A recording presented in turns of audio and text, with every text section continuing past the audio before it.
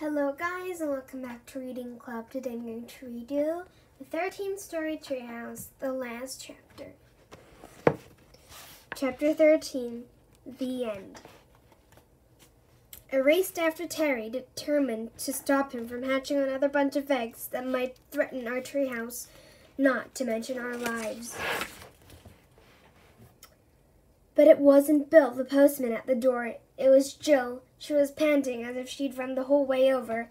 "Was that Silky I saw?" she said, "flying away from your treehouse with a giant gorilla?"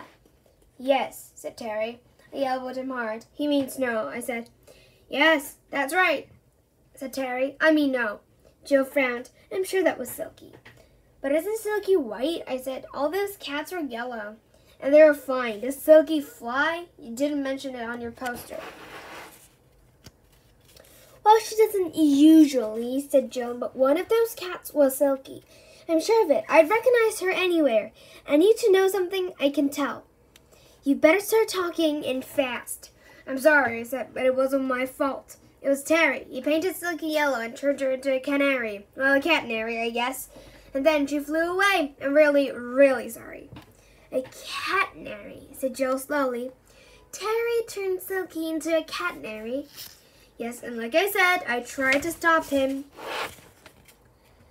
"But I'm so glad you didn't," said Jill. "Huh?" I said. "You don't mind?" "Not at all," said Jill. "In fact, it's fantastic. I've been really wanting to get a canary, but I was worried that Silky would eat it. Having a flying cat is like having the best of both pets. Thank you, Terry." "You're welcome," said Terry. "If you like any of your other animals converted, you know where to bring them." "Thanks," said Jill. "I'll definitely think about it. Meanwhile, I better get home and put out some birdseed for Silky and her new friends." After she left, Terry clapped his hands together. "Well, that all turned out pretty well, don't you think?" "I guess so," I said, "except for one small thing." "What's that?" "We still haven't written our book." "There's no need to shout, Andy," said Terry. "Just relax. It'll be all okay." "In what sense can I possibly relax, and how can it all possibly be okay?" I said. "We still have no book, and it's due in tomorrow. How are we ever going to think all the stories up in time, let alone write and illustrate them?" "Easy," said Terry. "We don't have to think anything up. We just live through a really interesting day. All we have to do is write it all down, draw some pictures, and we'll have our book." You know, I'm much smarter than Terry, but sometimes I get this really weird feeling that he's actually much smarter than me. "That's a crazy idea," I said. "Oh," said Terry, disappointed. "So crazy," I said. "It just might work." "What are we waiting for then?" said Terry. "Let's get started." And so we sat down and wrote and drew and drew and wrote and wrote and drew and drew and wrote and drew and wrote and wrote and drew and drew until exactly at 4:45 p.m. the next day. "We've done it!" I yelled. "But it's 4:45, said Terry.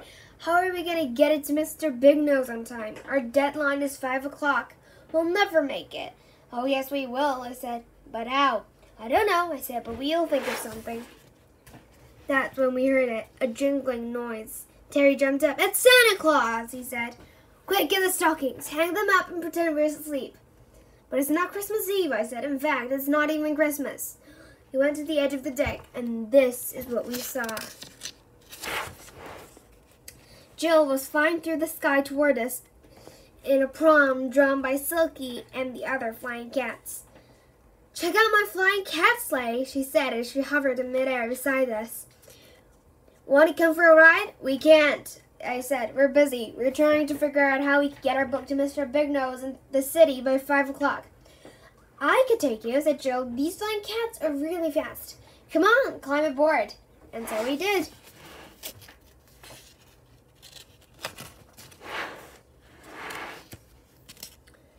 Big Nose books. And that's how we got the book to Mr. Big Nose on time. And then he published books. And it was delivered to bookshops, truck. Hi, he's there. It's here.